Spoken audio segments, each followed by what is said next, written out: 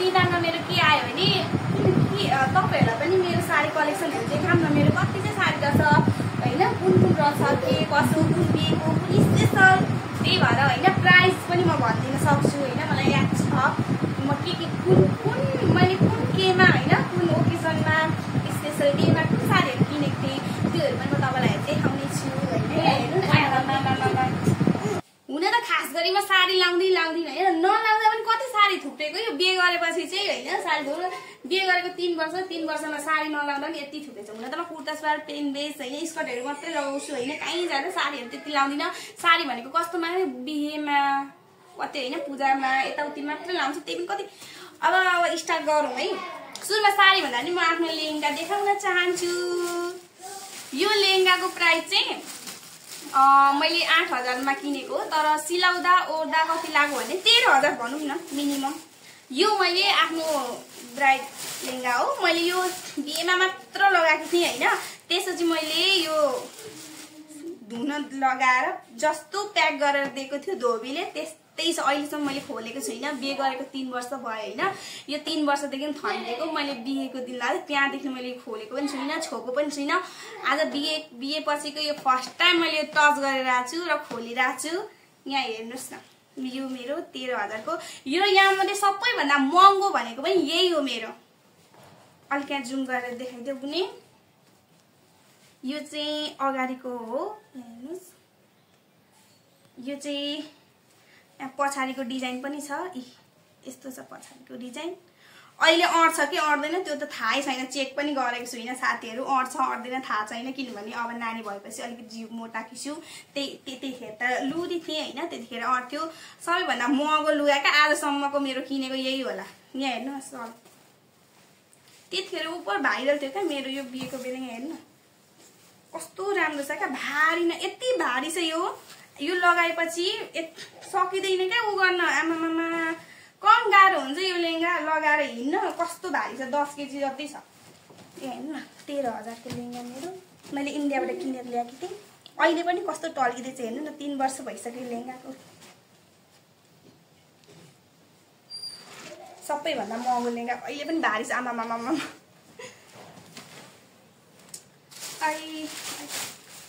अब साडी तर्फ जाम है यो येलो कलरको जुन साडी छ नि साथीहरु यो चाहिँ मेरो मेहन्दीको साडी हो यो मैले मेरो बिहेको मेहन्दीको दिन मैले लगाएको थिएँ यो साडी चाहिँ हैन यसको दाम चाहिँ मैले कति त्यतिखेर मैले 800 मा किनेको थिएँ अहिले त 550 600 मा पाइन्छ यो साडी होला है त्यतिखेर चाहिँ म किन भर्खर आएको थियो नि त अनि मैले 800 मा किनेको थिएँ यो साडी चाहिँ हैन यो साडी भयो यहाँ हेर्नु न आमामामा यो साडी चाहिँ साथीहरु मैले यो किनेको चाहिँ होइन हैन हेर्नु यो साडी चाहिँ मैले किनेको चाहिँ होइन यो साडी चाहिँ मलाई मेरो हस्बेन्डको साथीको मम्मीले दिनुभएको हो अनुहार हेर्नेको बेला हुन त मैले दुईटा साडी चुज गर्न दिनुभएको थियो क्या कुन लिने ल्याउ भनेको अनि मैले चाहिँ सिम्पल खालको लिएँ त्यो धेरै त्यो स्टाइलिस बुट्टावाला लिन किनभने म लगाउँदिन हैन त्यही भएर मैले यो सिम्पल सफ्ट छ क्या कस्तो सफ्ट छ यो साडी अब यसको प्राइस चाहिँ आई डोन्ट नो हैन गिफ्टेको हो त्यही भएर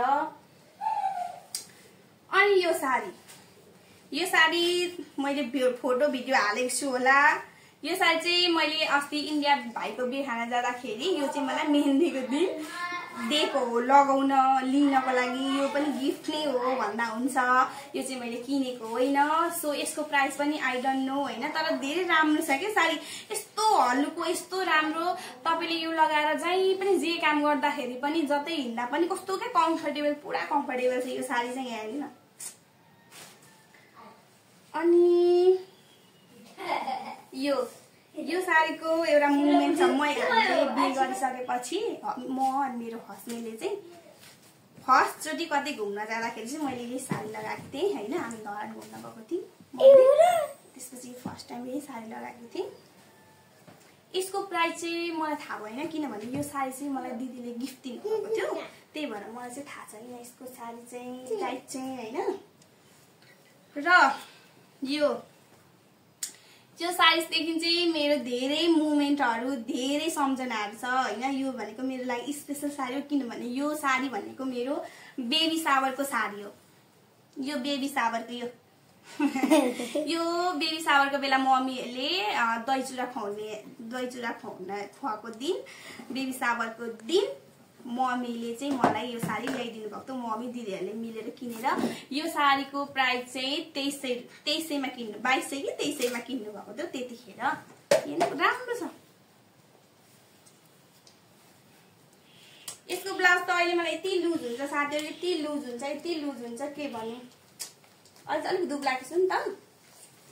अब यो सुतीको साडीहरु के हो भने यो बिहे गरिसकेपछि हप्ता दिनसम्म त साडी लगाउनु पर्छ नि त हस्बेन्डको घरमा, त्यही भएर यो सुतीको साडीहरु किन्ने नर्मल हो। त्यहाँदेखि लगाएको पनि छुइनँ हौ, एकचोटि लगाएको। यो साडी जति पनि छ नि साथीहरु 1 देखि 2 चोटि मात्रै लगाएको छ भने म किनेर साडी नै लाउँदिन हैन। त्यही भएर यो पनि सुतीको साडी हो। यो साडी चाहिँ मलाई धेरै मन पर्छ। यो चाहिँ हाम्रो मम्मीको साडी हो। मैले चाहिँ बिहे गरेपछि मम्मीको साडी लिएर गएको थिएँ क्या उता ससुरालीमा, लाउन हुन्छ भनेर सुतीको साडी के नयाँ किनिराख्नु भनेर मम्मीले यो भन्नु। कस्तो मन पर्छ क्या मलाई मेहन्दी कलरको, अनि लिएर गएको थिएँ। यो पनि मम्मीकै साडी हो। यो साडी मलाई कस्तो मन पर्यो अनि मैले मम्मीसँग मागेर लिएको हो। यसको प्राइस चाहिँ मलाई थाहा भएन साथीहरु, तर मलाई यो साडी साह्रै मन पर्छ। यहाँ व्हाइट मिक्स छ, कस्तो राम्रो छ क्या, बुट्टाहरू फुलको कस्तो राम्रो छ। त्यही भएर यो साडी चाहिँ अब यो साडी चाहिँ अस्ति इन्डिया जाँदा बिहेमा हाम्रो चाहिँ एउटा के हुन्छ भने जुन दिदी बहिनीको बिहे भएको छ त्यसलाई चाहिँ हाम्रो निम्तो आउँछ कसाकुट्टा भनेर हाम्रो राजवंशी कल्चरमा। सो मलाई जो कसाकुट्टा गर्ने बेलामा यो साडी दिनुभएको। हुन त यो साडी लगाएर मैले कसाकुट्टा गर्नु तर चोखो साडी क्या, मतलब न्यू साडी। अनि मैले यो यल्लो साडी लगाएको थिएँ नि त, अनि त्यही भएको कारणले गर्दाखेरि यो पनि नयाँ हो नि त, त्यही भएको कारणले यही लुगा यही साडी लगाएर कसाकुट्टा गरेँ। सो यो त्यतिकै गयो ल्याएँ। अब यो कुनै पूजा पाठ केही गर्दाखेरि नयाँ चोखो साडी काम लागिहाल्छ होइन साथीहरु। वाउ, यो पनि महँगो साडी हो। यो भनेको मेरो 8000 को साडी हो। यसको प्राइस चाहिँ यो हेरेर थाहा हुन्छ होला तपाईहरुलाई। यो मेरो बिहेको साडी हो। यहाँ जुम गरेर देखाइदेऊ त भुन्टी अलिकति। यो मेरो बिहेको साडी हो। धेरै यो यस्तो राम्रो छ नि अहिलेसम्म 3 वर्ष भयो। अहिले यो किनभने मलाई यो ग्यारेन्टी कार्ड पनि दिएको थियो यो साडी किन्ने बेलामा हैन कि यो ओरिजिनल हो भनेर। यो ओरिजिनल साडी, यसको डुप्लिकेट पनि धेरै पाइन्छ तर यो मेरो ओरिजिनल साडी। यो अहिलेसम्म काहीँ केही भएको छैन। अहिले पनि जस्तोको त्यस्तै सेम छ क्या, सफ्ट पुरै ओरिजिनल साडी हो नि त यो मेरो बिहेको। यो चाहिँ बिहे गरेर आएपछि फर्स्ट टाइम माइती आउँदाखेरि चाहिँ मैले यो साडी लगाएको थिएँ। मैले यो साडी 800 मा किनेकी थिएँ। हेर्दा सिम्पल एन्ड स्विट तर यो लगाएपछि यस्तो राम्रो देखिन्छ, यति राम्रो देखिन्छ। यो रेड कलरको साडी कस्तो राम्रो देखिन्छ क्या, मलाई कस्तो मन परेर किनेकी थिएँ यो हैन। कस्तो राम्रो छ। भाइरल पनि थियो एकचोटि यो टिकटकमा, तर त्यो भन्दा अगाडि मैले किनिसकेको थिएँ भाइरल हुनु भन्दा अगाडि हैन। अनि यो साडी भनेको मलाई बिहेको बेलामा परेको थियो, बिहेमा परेको थियो। कसले दिएको हो मलाई थाहा भएन हैन। अरु पनि साडीहरु थुप्रै थियो बिहेको, तर मैले चाहिँ के गरे भने अब लगाइदैन नि त हैन। अनि मैले कल्ला बाडेर सक्दै हैन। यति साडी बाडेर सक्दाखेरि पनि यति साडी चाहिँ हेर्नु साथीहरु कहिले लाइदैन हैन। कुर्ता सलहरु लगाइन्छ, पेन बेसहरु लगाइन्छ, किनभने सकिदैन नि त। अहिले यहाँ घर बस्दा त यस्तो लुगा लाएर बसिरहेको छु, लाइदैन के यस्तो लुगाहरु। अब यस्तो लुगा लाउन यहाँ कसैको बिहे आउनु पर्छ, या कसैको व्रतमान आउनु पर्छ, कसैको पूजा हैन, इंगेजमेन्ट केही स्पेशल मोमेन्ट फंक्सनहरु हुनु पर्छ अनि मात्र यो साडी युज हुन्छ। किनभने यो साडी युज नै हुँदैन हैन। त्यही पनि यहाँ हेर्नु न 3 वर्षमा यति भइसकेछ कलेक्सन हेर्नु त मेरो साडीको। सो तपाईहरुलाई पनि देखाइदिएको हैन। कस्तो लाग्यो त मेरो साडीहरु तपाईहरुलाई हैन। कुन साडी मन पर्यो मलाई भन्नु होला है कमेन्ट गरेर। कहाँ किनेको तपाईहरुलाई पनि मन परेछ भने म भनिदिन सक्छु हैन। हस् त, धन्यवाद, बाइ।